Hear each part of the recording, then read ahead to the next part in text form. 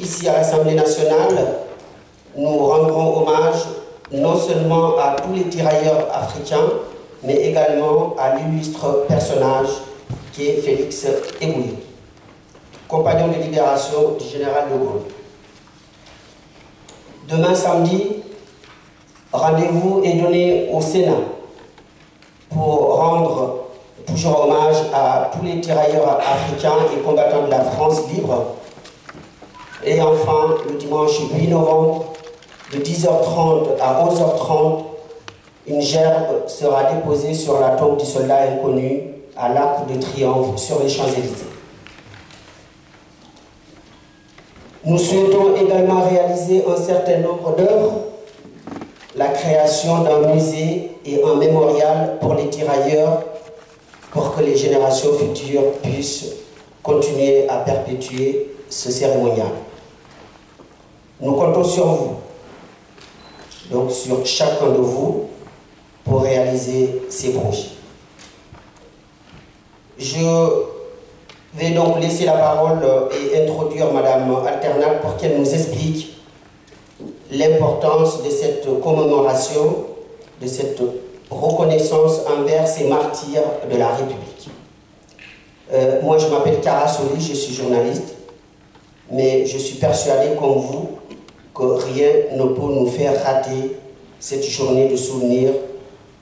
Et je demande donc à Madame Alternat de bien vouloir venir pour nous. Voilà. Je vous remercie.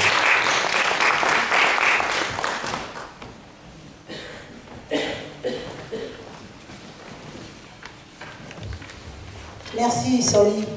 Bonjour à tous, bonjour à toutes.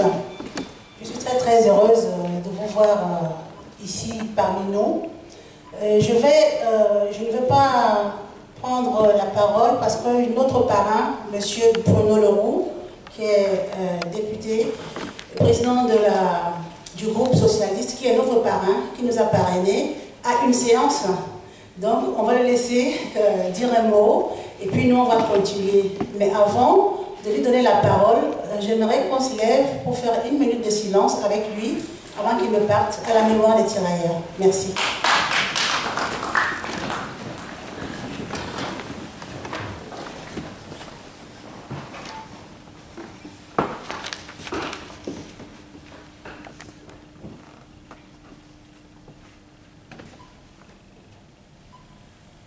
Je vous remercie. Je cède donc ma place au parrain avant. Merci.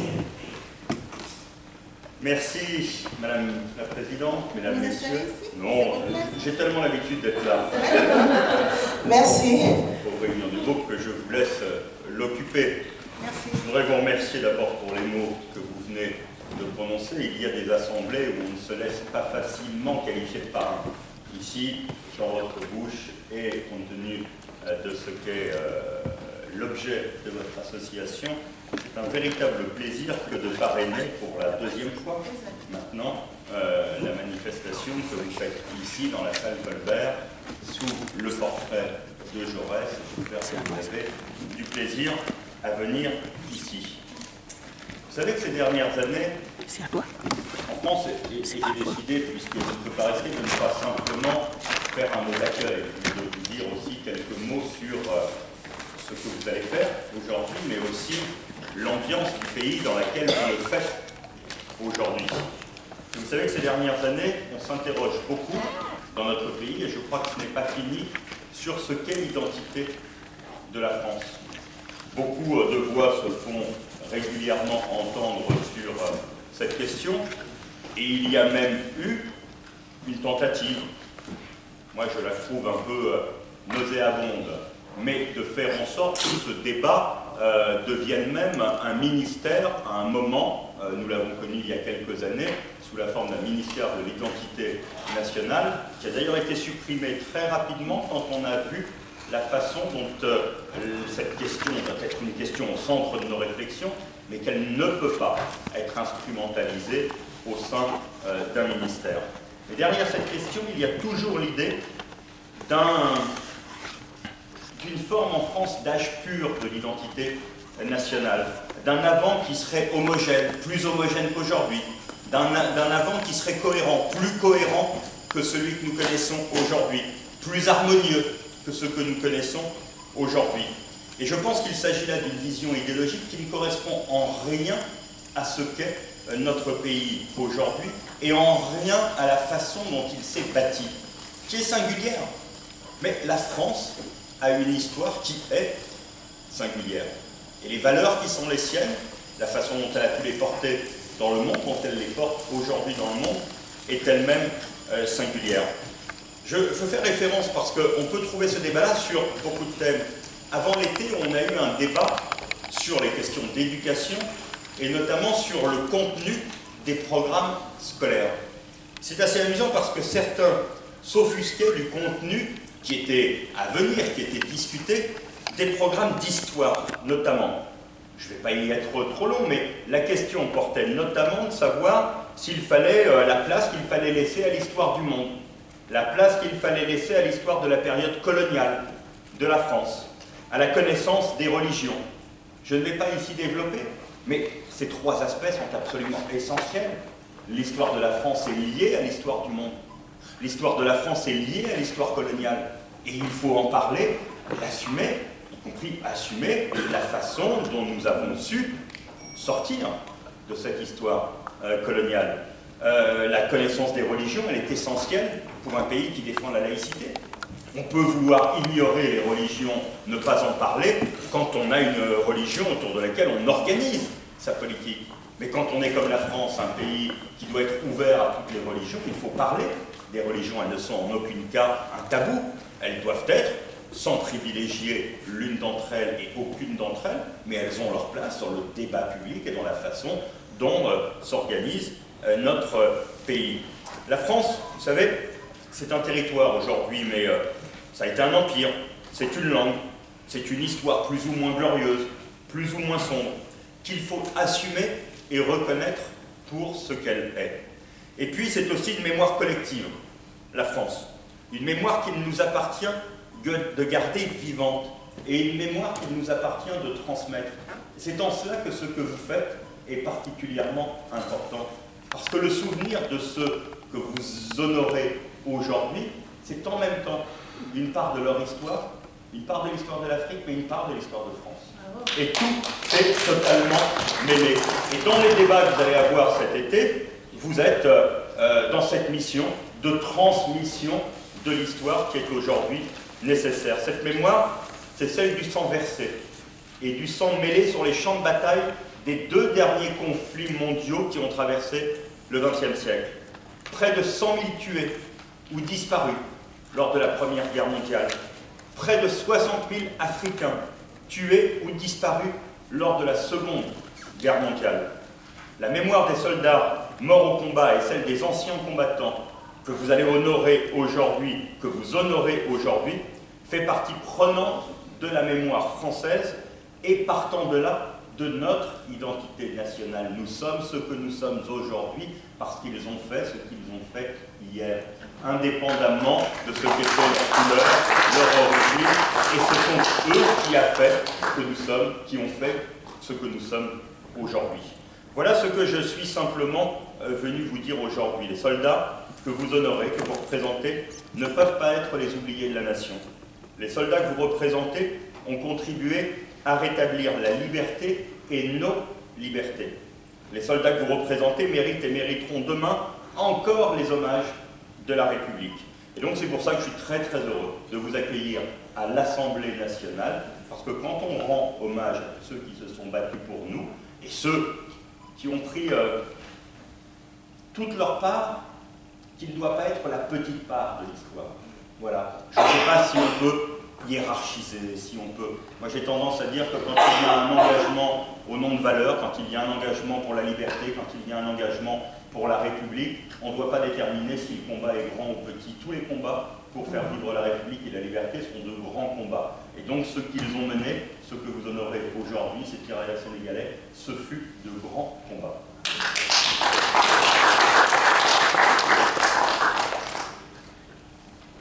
Merci. Je vais appeler les intervenants. On a un peu permuté les intervenants. Solide, s'il te plaît. Excusez-moi, je vais aller ouvrir la séance, mettre une cravate d'abord, permettre de en avoir un moment, et puis aller ouvrir la séance. Et la transmission, c'est très important. Il faut que les jeunes s'emparent de ce problème de mémoire. Donc, il a accepté et j'espère qu'il va continuer avec nous. Et j'ai foi et je crois que la jeunesse, c'est à nous de porter ce message et de le transmettre. Demain, ils seront au Sénat, comme vous a dit M. Sori Kara, pareil, de 14h à 17h30. Pour ceux qui n'ont pas pu venir ni à l'Assemblée ni au Sénat, le dimanche, de 10h30 à 11h30, nous sommes sous l'Arc de Triomphe. Et une fois de plus nous serons nombreux, plus le message passera. Donc je vous invite à venir dimanche, quels que soient vos programmes, c'est 1 heure la cérémonie du dépôt de la gerbe. Venez avec les amis, venez avec la famille, avec les drapeaux, pour montrer que le sacrifice de ces tirailleurs n'est pas tombé dans l'oubli. Merci beaucoup. On va commencer, on a pris beaucoup de retard, donc je vais demander aux intervenants d'être brefs, 7 minutes. On va commencer par le général Lang. Merci beaucoup. Général. Bien, mesdames et messieurs, chers amis, bonjour. Bonjour. Je suis le général Lang, donc, et je viens à un triple titre ici. D'abord, je suis envoyé par l'Académie des sciences d'outre-mer, où j'ai été élu en juin dernier, car évidemment, l'Académie des sciences d'outre-mer ne peut pas se désintéresser des travaux des Mariannes de la République, puisque on y parle en permanence de tirailleurs, de souvenirs, de mémoire. Donc à ce titre, le président et le secrétaire perpétuel m'ont demandé de représenter ce que je fais bien volontiers. Deuxième titre, bien, j'ai passé 40 ans de ma vie au sein des troupes de marine, dont je vais vous expliquer qu'elles ont précédé les troupes coloniales à laquelle appartenaient les tirailleurs sénégalais. Sénégalais, une fois pour toutes, c'est le terme générique pour dire les tirailleurs d'Afrique noire. Ensuite, troisième titre, bien pendant 7 ans, j'ai été président de la Fédération nationale des anciens d'outre-mer et anciens combattants des troupes de marine, qui s'est particulièrement occupé d'une affaire dont je vais vous parler un petit peu plus longuement, qui s'appelle la décristallisation des pensions de nos frères d'armes africains, maghrébins, malgaches, comoriens, somalis, indochinois, etc. Donc, très rapidement, puisque je n'ai que 7 minutes, je vais vous brosser un petit tableau des relations qu'il y a toujours eu entre les militaires d'origine gauloise, on va dire comme ça, et les militaires d'origine africaine, et vous parler très rapidement de la décristallisation de leur retraite et de leur pension. Alors vous le savez certainement, tous les tirailleurs, à l'exception notable des tirailleurs maghrébins, appartenaient aux troupes coloniales. Ces troupes coloniales sont devenues en 1958-60 progressivement les troupes de marine, car le mot colonial n'avait plus bonne presse après la décolonisation amorcée par le général de Gaulle, et c'était à l'époque politiquement pas très correct de conserver le mot colonial, donc nous avons repris l'appellation que nous avait donnée Richelieu en 1622, pas hier, c'est une vieille histoire, ça va faire bientôt 4 siècles, les troupes de marine. Mais ces changements d'appellation n'ont pas du tout altéré les liens de camaraderie entre les personnels des troupes de la marine et leurs frères d'armes qui viennent d'Afrique noire, d'Afrique maghrébine et de toutes les anciennes colonies françaises. En effet, les liens ont persisté à 2 niveaux. Les liens ont persisté d'abord au niveau des anciens combattants, avec de nombreuses relations entre les anciens combattants français et les anciens combattants africains.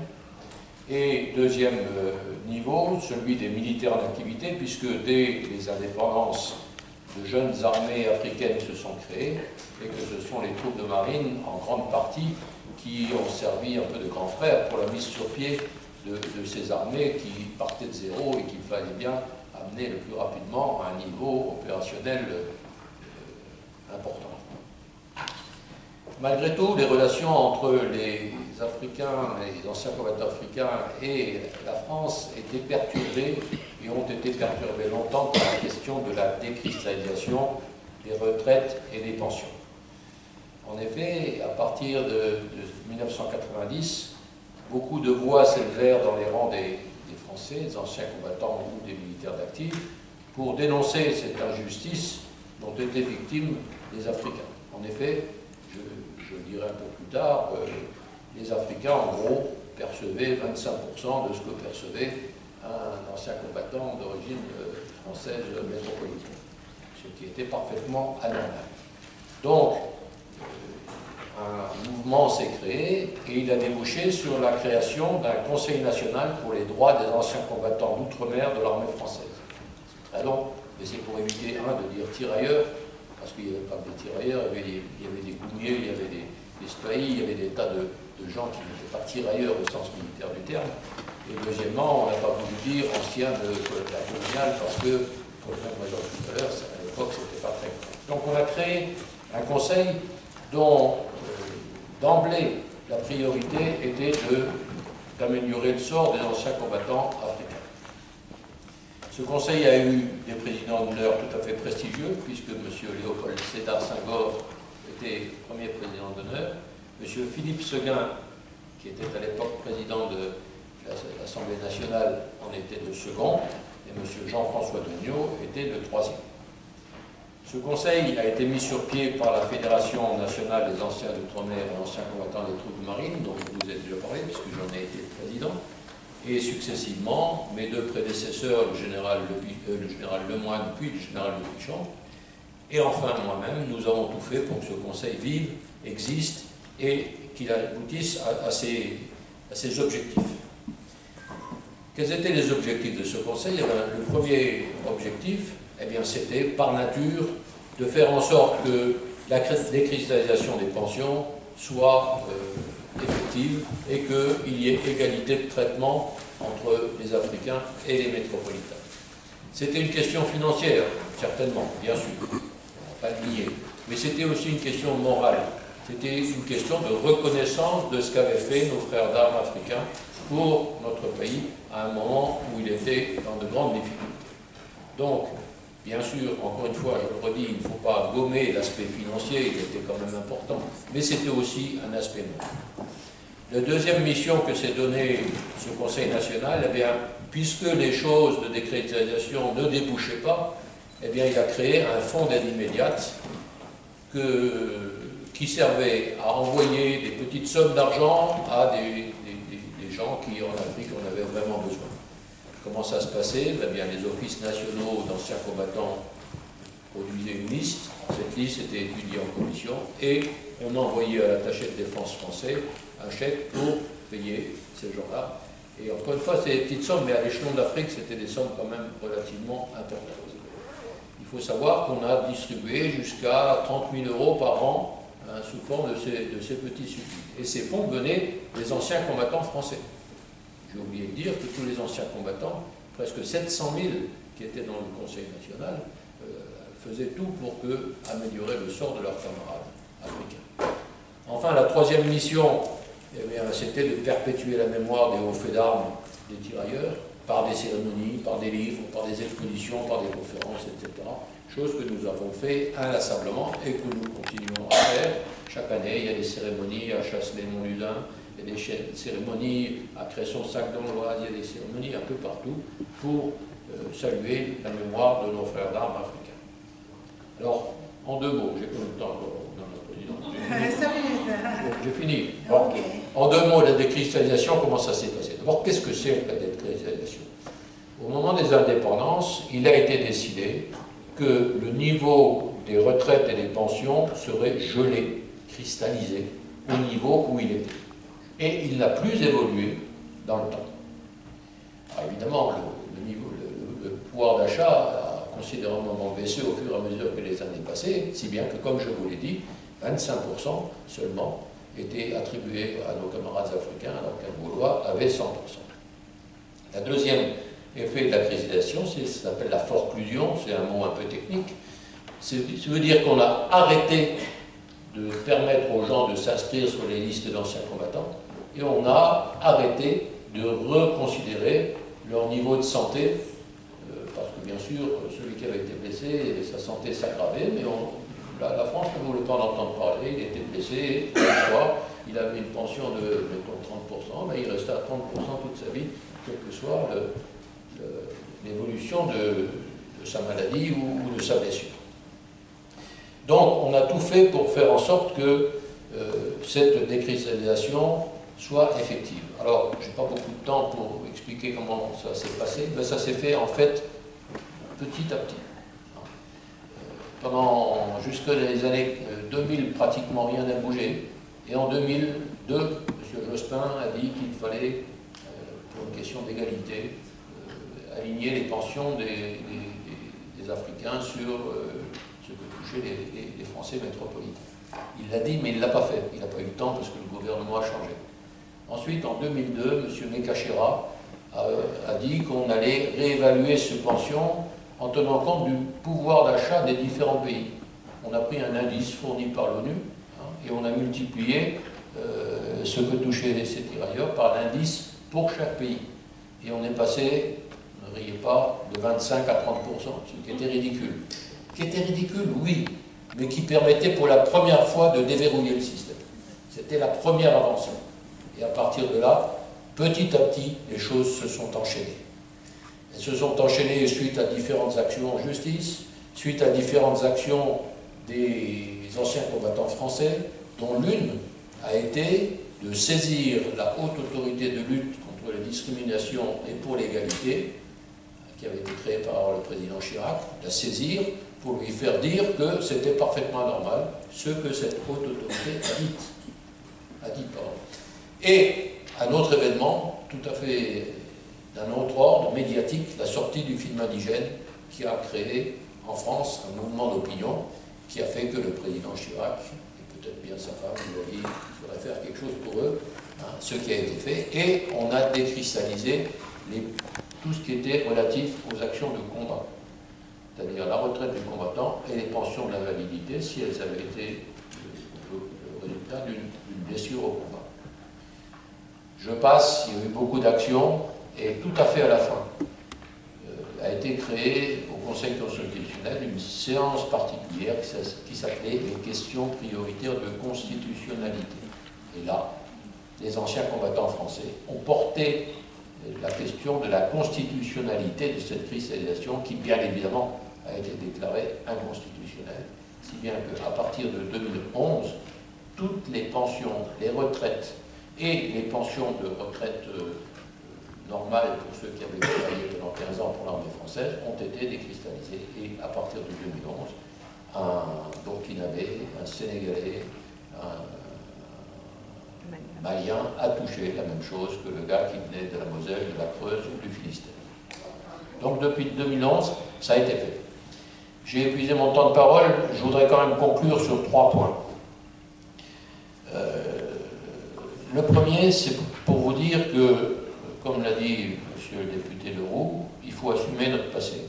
Il n'a pas été glorieux, il n'était pas très glorieux d'empêcher les gens de toucher ce qu'ils devaient. Eh bien, on assume, et petit à petit, les choses sont faites, malheureusement lentement. Malheureusement, beaucoup des ayants droit, c'est-à-dire ceux qui auraient dû toucher, avaient quitté cette terre, venus auprès de Dieu ou d'Allah, et ils n'ont pas pu bénéficier. Mais les familles, les veuves, etc., ont pu malgré tout, dans la mesure des lois françaises, bien sûr, toucher un petit peu d'argent.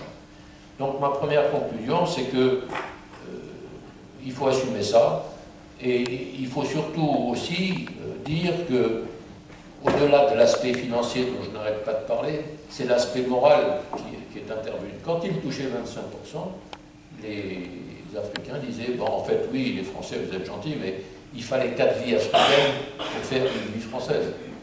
C'est comme ça que vous raisonnez, puisque vous nous donnez 25%. Donc ça a disparu, et je crois que c'est un bien.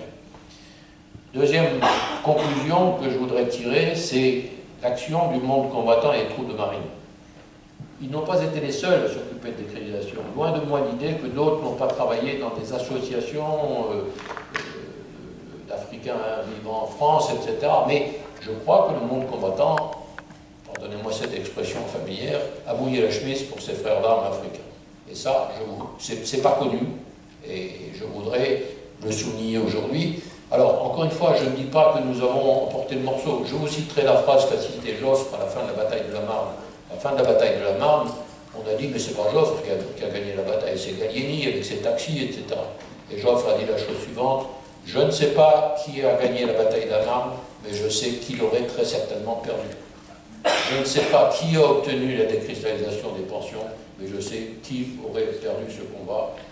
Ce sont les anciens combattants français qui ont tout fait pour y arriver.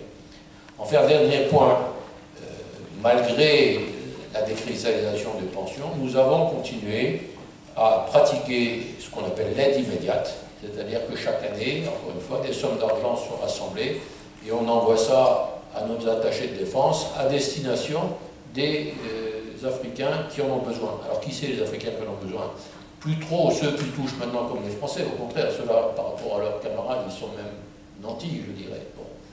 Mais c'est tous ceux qui n'entrent pas bien dans le système, tous ceux à qui il manquait, vous savez, l'affaire des limites, il lui manquait 15 jours pour avoir droit à ceci, il n'avait pas 15 jours, il n'avait pas 15 jours, mais il n'aura pas. Hein, c'est la règle, on n'y peut rien, c'est pareil pour tout le monde. Eh bien, on s'occupe de ces gens-là, on s'occupe des veuves, on s'occupe des veuves à l'africaine, celles qui n'ont pas de lien juridique établi avec le gars qui a été un ancien combattant, mais qui ont passé toute leur vie et qui leur ont donné des enfants. On s'occupe de ces gens-là. Et on s'en occupe non plus en envoyant de l'argent directement, mais en faisant en sorte que les attachés de défense leur donnent soit des vivres, soit des médicaments, parce que vous savez, en Afrique, la sécurité sociale n'est pas malheureusement ce qu'elle est en France, et que dès qu'on tombe malade, ça coûte cher, hein, et on ne peut pas faire face à la maladie dans les mêmes conditions que chez nous. Voilà ce que je voulais vous dire. J'ai peut-être été un peu long, Madame la Présidente, mais je suis persuadé que ces liens entre les anciens combattants français et les anciens combattants africains qui se sont établis sur les champs de bataille, qui se sont établis dans le sang, sont des choses normales, vivantes et qu'il faut continuer à entretenir. Voilà, merci.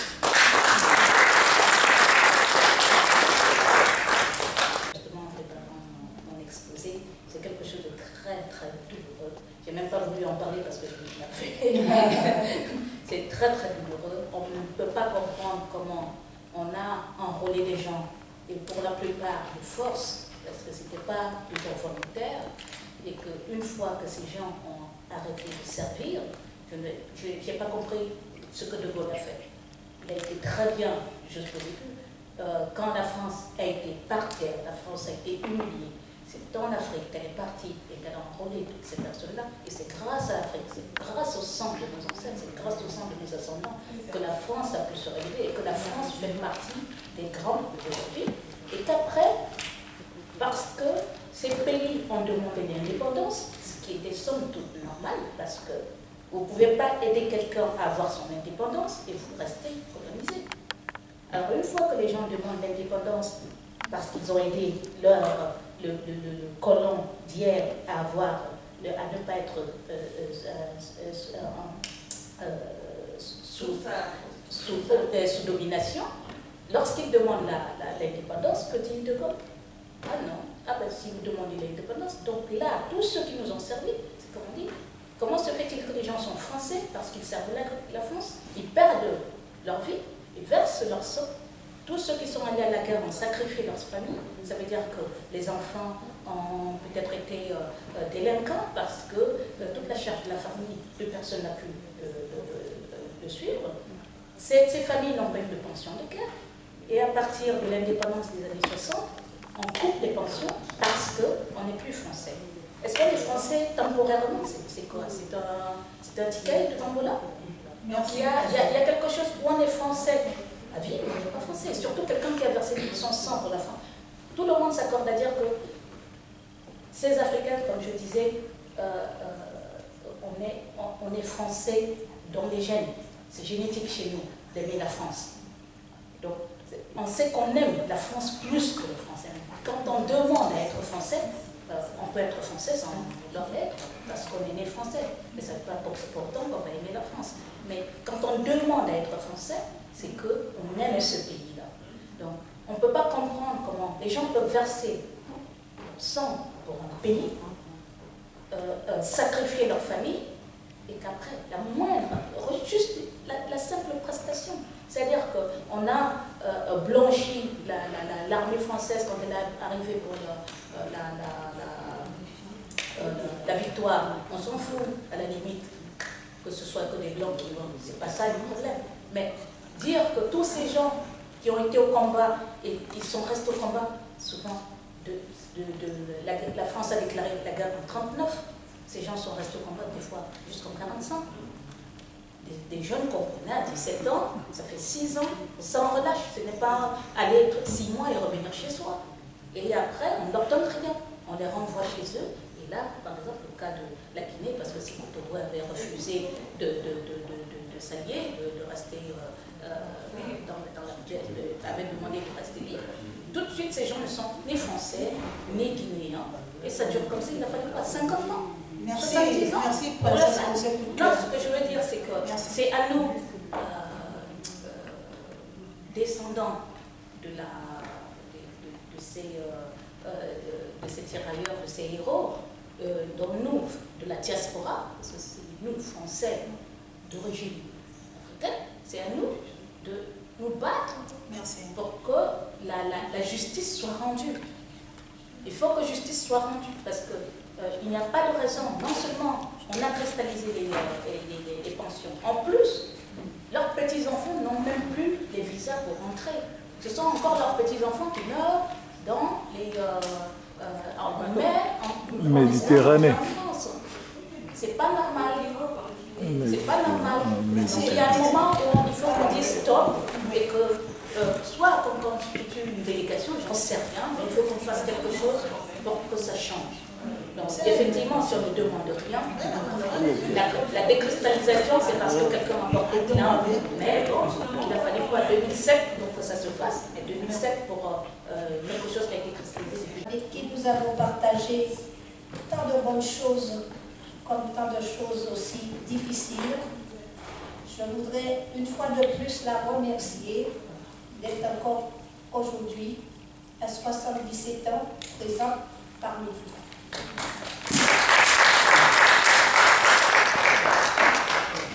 Je tiens d'abord à dire à beaucoup de mes sœurs, parce que je vous appelle mes sœurs. Mon mari étant africain, je suis née à la Martinique, que j'ai laissée très jeune, et je tiens encore à dire combien ce pays si près et si lointain, en même temps m'a apporté tant de joie, tant de bonheur et tant de réussite. Et je n'arrête pas jour et nuit d'y penser combien ce pays me tient à cœur malgré l'éloignement. Et l'émotion chez moi est toujours palpable.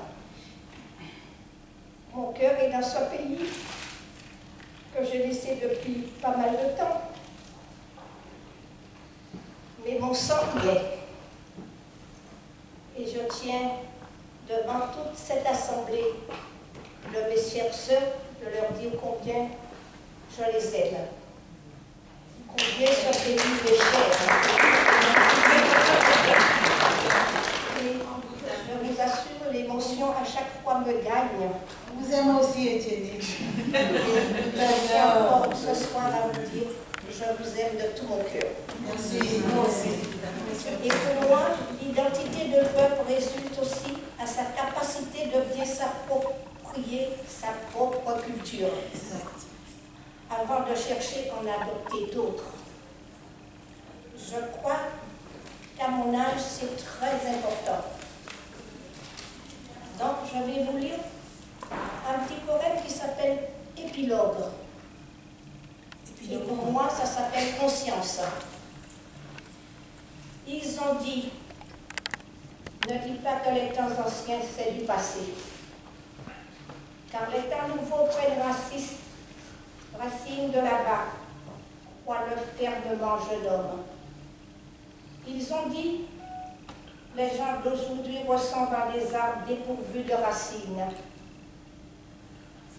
Et la jeunesse à l'instant présent est comme un fruit sans noyau. ma fille. Ils ont dit, l'éducation n'a pas été reçue en héritage. Pas un homme ou une femme ne peut être aucunement transmise comme legs à la progéniture de celui ou de celle-là. Acceptez donc cet enseignement fille et fils d'Afrique. Ils ont dit, les temps anciens ne sont jamais révolus, car l'identité d'un peuple résulte aussi de sa capacité à bien s'approprier sa propre culture avant de chercher à en adopter d'autres. Donc je vais vous réciter ce poème dédié à toutes les femmes noires présentes dans la salle. Oh, quel beau cadeau!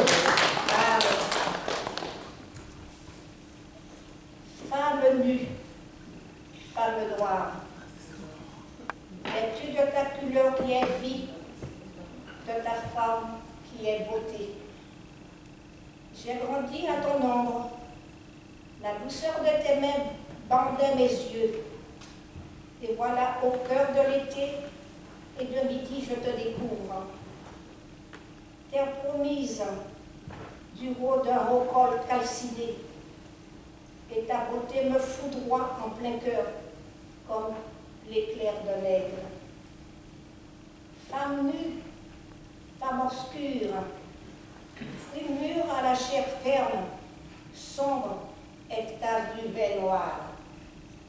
Bouche qui fait lyrique, ma bouche. Savane aux horizons purs, savane qui frémit aux caresses. Fervente du bandès, tam-tam sculpté, tam-tam tendu, qui gronde sous les doigts du vainqueur. La voix grave de contralto est un chant spirituel de l'aîné. Femme nue, femme obscure, l'huile que ne ride ni souffle, l'huile calme au flanc de la plaine au fond des princes du Mali. Gazelle aux attaches célestes, les perles sont étoiles sous la nuit de ta peau. Délices des yeux de l'esprit, les reflets de l'or rouge sous ta peau sont noirs.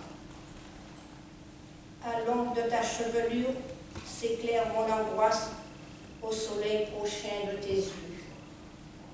Femme nue, femme noire, je chante ta beauté qui passe, forme qui fixe dans l'éternel, avant que le destin jaloux ne te réduise ensemble pour nourrir les racines de la vie.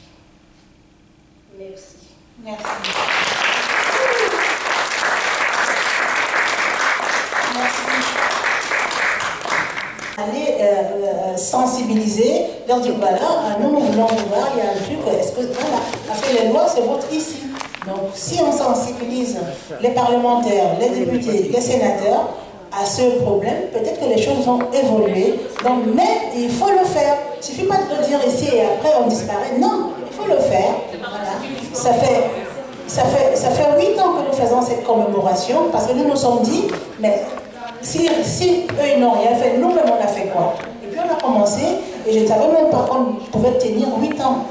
Après, nous sommes toujours là, donc ça veut dire qu'en sensibilisant les gens, ils adhèrent. Tout le monde aime la justice, hein. Tout le monde. Je ne vois pas quel homme politique ne sera pas sensible à ce dossier.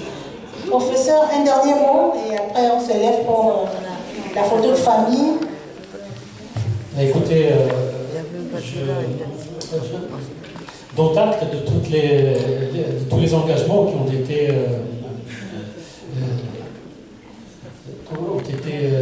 abordés ici ou là. Et le mot clé, effectivement, c'est l'action. C'est effectivement, je suis d'accord avec Fatima Binaraka, effectivement, il faut, et vous aussi, puisqu'il faut absolument donner une suite. Il faut qu'il y ait une suite et il faut qu'il y ait une action concrète derrière tout ça. Évidemment, cette rencontre est une étape. Ce sont des étapes. Les rencontres comme ça, ce sont des étapes. Et on a besoin de ces rencontres. Et je tiens à vous remercier absolument.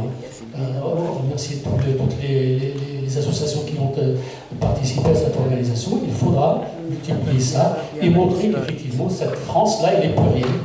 Et que cette France d'aujourd'hui, ça a été la France qui a été bâtie, construite par nos parents, nos grands-parents, nos arrière-grands-parents. Merci. Et je vous remercie d'être là, d'avoir assisté jusqu'au bout. La salle n'est pas pleine, mais vraiment, on avait le meilleur. Et le cœur était plein. La preuve, on a eu droit aux larmes, on a eu droit aux déclarations d'amour. Donc, ça veut dire que c'était génial. Donc, on remet ça demain. Et surtout dimanche, n'oubliez pas, venez avec des drapeaux. Venez sous l'Arc de Triomphe à 10h30. C'est 1 heure. Vraiment, c'est pas beaucoup. Amener du monde. Avec les enfants et les petits-enfants. Absolument, parce que nous préparons la transmission. J'aimerais saluer une grande dame panafricaine qui est dans la salle, qu'on ne présente plus. Elle a toujours été là de tous les combats. Elle a disparu il y a quelque temps parce qu'elle avait voyagé. Mais ne vous posez pas des questions. Elle est de retour, Madame Paulette Correa, et je demande qu'on applaudisse. Merci Paulette. On va se lever et on va chanter la Marseillaise et après vous viendrez ici pour la photo de famille. Merci. Un dernier merci à notre parrain, M. Bruno Leroux, qui nous a toujours accueillis avec gentillesse et sympathie.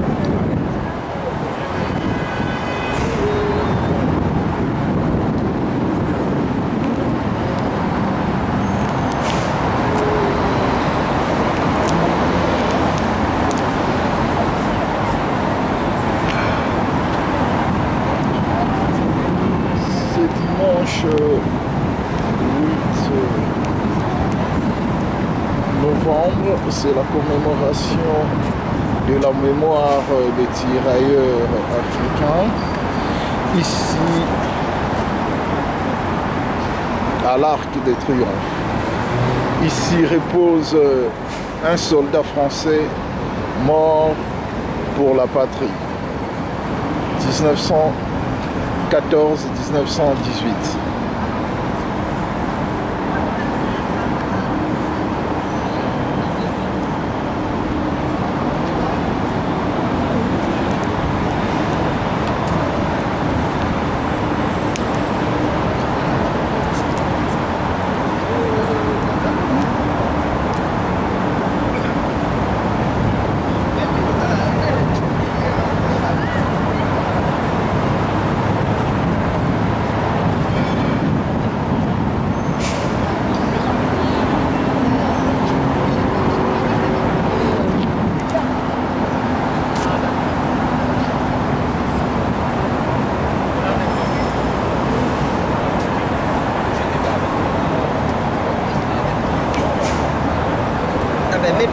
part, je te prends en photo.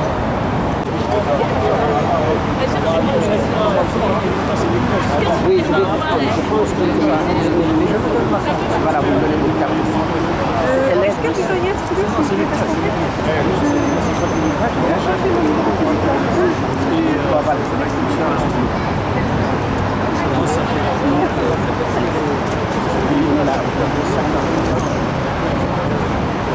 le monde aura sa photo, parce que c'est des souvenirs.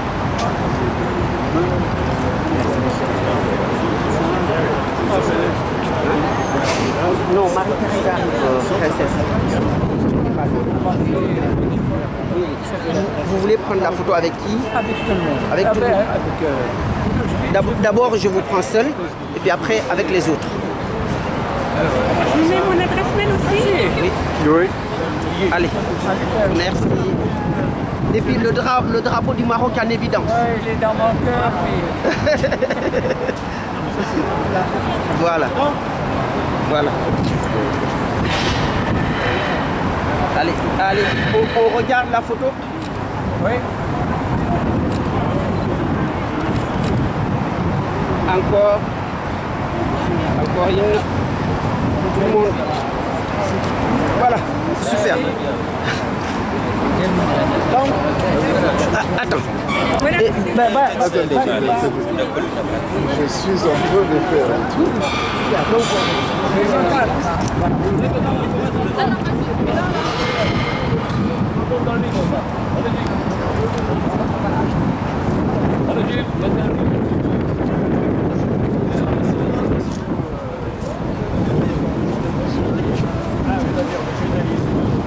Allez-vous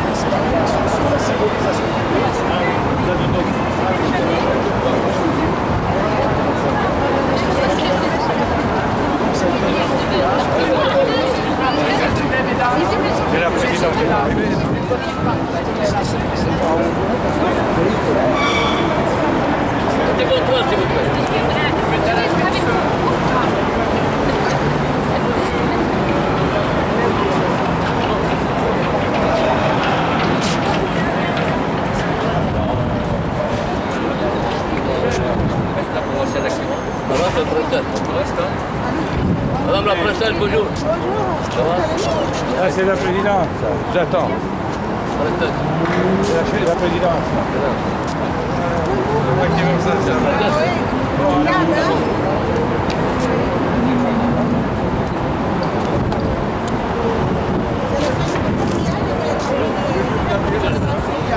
Sénégal, Maroc.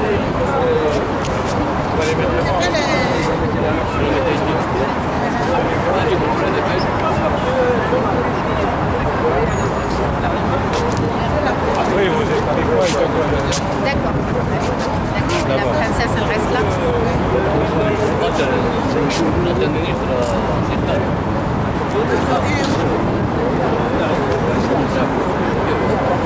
Je suis en train de travailler. On bosse plus après. Hein. Quand la cérémonie commence, on bosse plus. Hein. Ah, vous ne voulez... Ah oui, moi je veux prendre une photo avec vous. Hein? Moi je veux prendre une photo avec vous. Voilà. Oui, on est à l'arc de on va mettre la MC.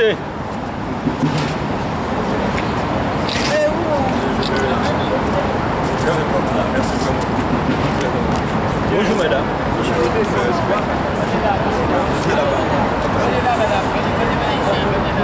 Je vous remonte un peu. Allez-y. Il y a quelqu'un d'autre que je dois chercher. Ah, c'est toi que tu cherches. Vous allez avancer toutes les deux. Oui. Toutes les deux comme ça. Regardez. Vous avancez. Et la dame qui est à droite là, le pied à droite. c'est juste pour leur faire face en face. Hein? Donc comme la dame elle est de ce côté-là, voilà, voilà. Quand vous allez toutes les deux, vous allez lever,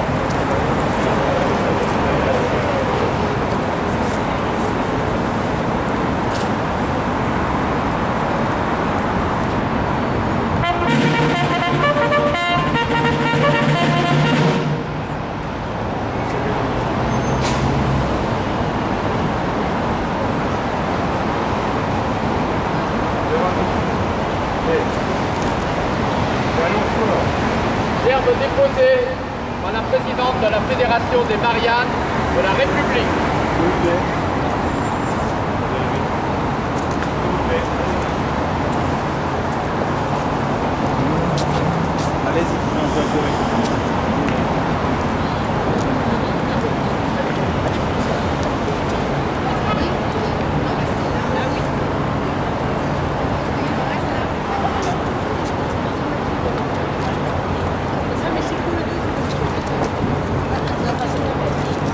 La présidente, elle suivait.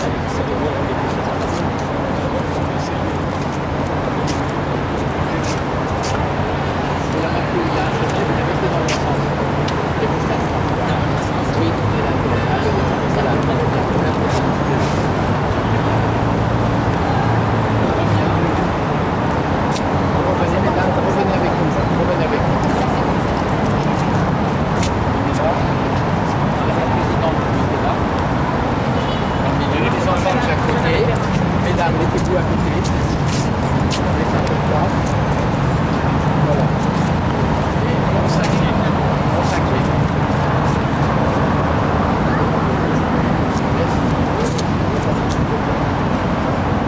Les mesdames. Venez là. Et vous mettez là devant. Mettez-vous devant. Vous alignez devant, la demoiselle à côté.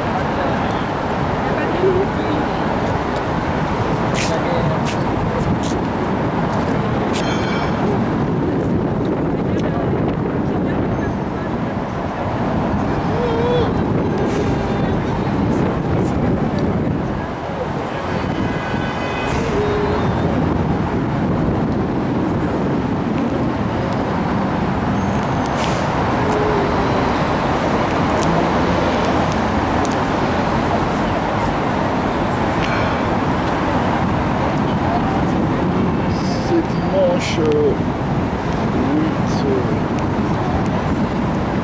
8 novembre, c'est la commémoration de la mémoire des tirailleurs africains. Ici,